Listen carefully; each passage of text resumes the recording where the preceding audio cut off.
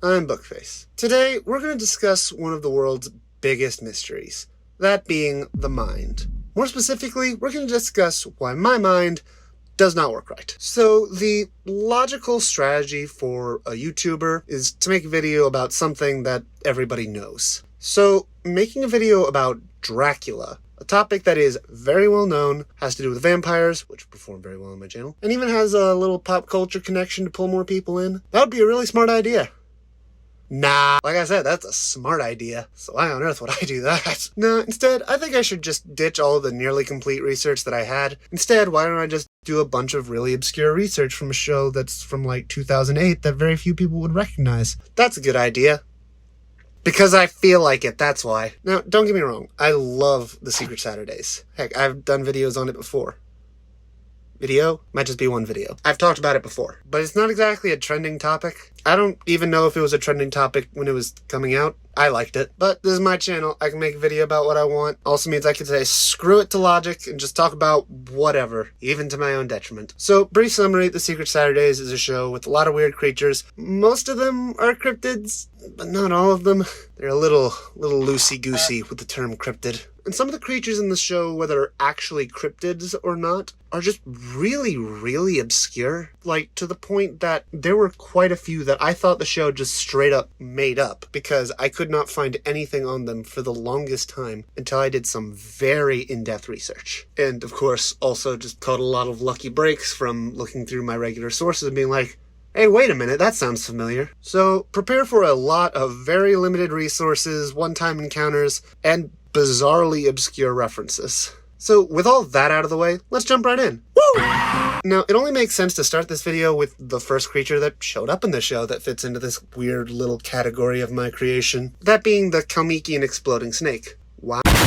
So obviously this seems a little bit, completely nonsensical. I mean, exploding as a defense mechanism, despite the fact that it probably kills the creature since they, like, blow up from the center mass. So I'm not really sure how they'd survive that. Seems a little counterintuitive. But this was also one of the first creatures in this video that I actually found in my research, which may or may not have been completely on accident. So what I found is something that was vaguely referred to as the exploding enigma, Kalmykia's exploding worm, or a short gray snake. Dang, the SEO on this thing is phenomenal. So I found this creature in a brief aside from the book The Beasts That Hide from Man by Carl Schucker. Great book, highly recommend it. Specifically, this creature was recounted in a section about the Mongolian death worm. So the account of this creature comes from a letter written to a cryptozoologist named Mikhail Reynal. I don't even know if that should be hard for me to pronounce, but I don't know how to say it. From another cryptozoologist named Dr. Marie-Jeanne Kaufmann on January 6th in 1997.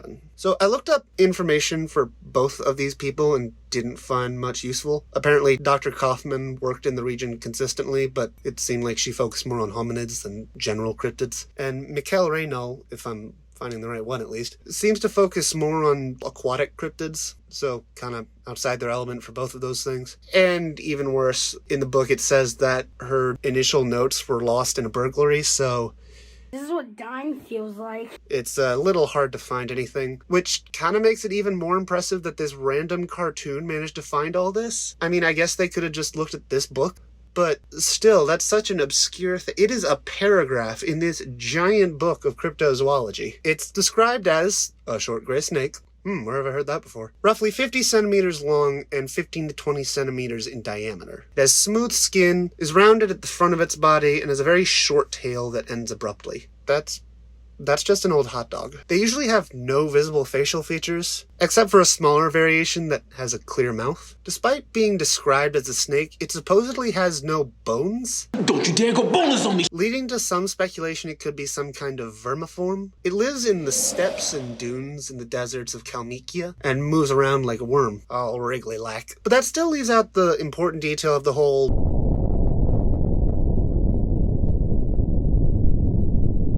So according to those who've seen this thing, striking it in the center of its body with enough force causes it to burst into a huge puddle of green slime over 1 meter in diameter, which is fascinating, but also really harsh. As bizarre as the creature is, though, there's no clear indicator as to whether or not this creature is actually dangerous. Some say that it is, some say that it isn't. And honestly, from what I've read, I can't imagine it could be any more dangerous to people than people are to it.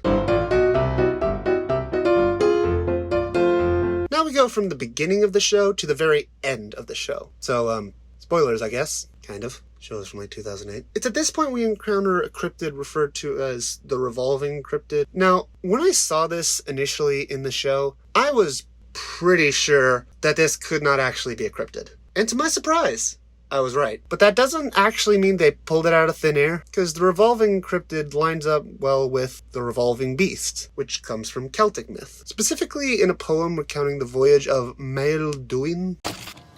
Okay, so it looks like this kind of story would be something called an Inram, which seems to be Irish stories of heroes traveling the ocean. And the mythical aspects of these stories are often watered down to fit into a Christian narrative. I'm not entirely sure how relevant that is, but I felt I should at least bring it up.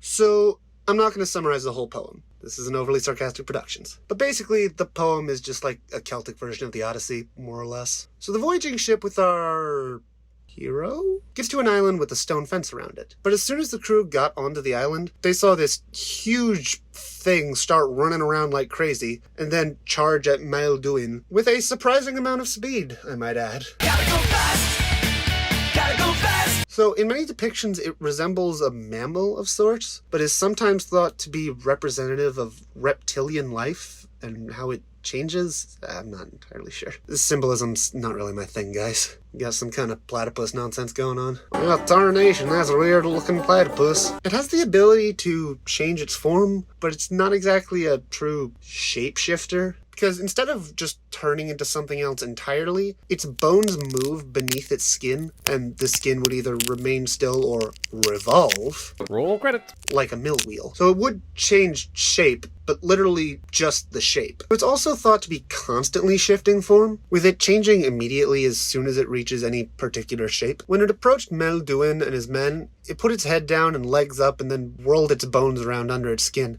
That's a party trick. Maelduin and his men, understandably, ran away immediately. Before they could get away, though, it threw a big rock that broke through Maelduin's shield and embedded itself in the hull of the ship. Well, that's unfortunate.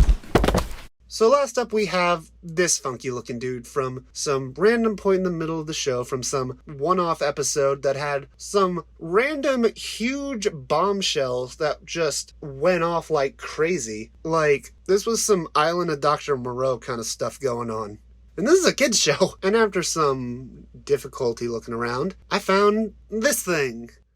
It doesn't really have a name, but in the show it's called the Kinchifuni Creep, so I guess we're gonna go with that. I've also heard people refer to it as the Grey Ghost of Kinchifuni, which, alright, cool name, but is it well known or is it just this one incident? Because it just kind of seems like it's this one incident. It was sighted in July of 1955. Our reluctant witness was a 22-year-old man by the name of Joseph Whaley. He was working in the Forestry Commission, clearing brush that was obscuring highway signs with a scythe. And this scythe may or may not have belonged to a man named Chekhov. If you're enough of a nerd to laugh at that, say so in the comments. He heard a strange noise coming from a thicket and walked to the edge of the woods to investigate. Clearly this man has never watched a horror movie ever. He heard the bushes rattling and went to look in them, and suddenly this huge animal jumped out. He described the creature as something similar to a gorilla, but built somewhat like a man. This thing's built different.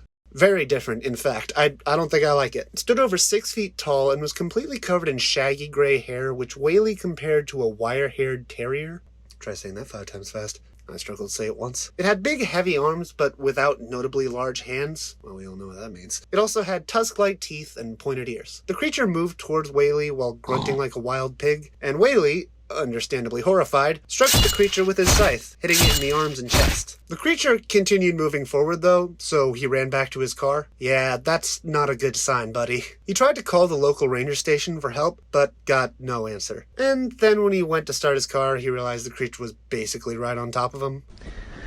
We've been trying to contact you regarding your car's extended warranty. The creature attacked him, leaving tears in his shirt and gouges in his chest, shoulders, and arms. Whaley crawled out the other side of the car and ran into the woods, to which the creature followed him with a slow, lumbering gait.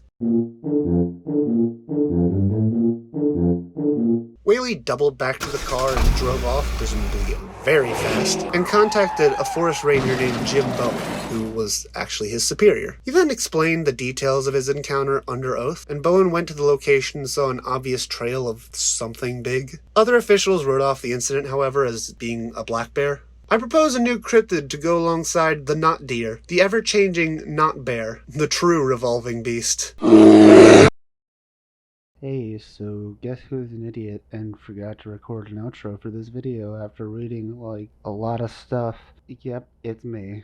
I'm gonna keep this brief. It's a YouTube video. Like, comment, subscribe. Check out my website. It's good, I swear. I have a Patreon. I don't deserve money, but maybe you disagree. If you do, go there. Give me money. See you next time. Bye.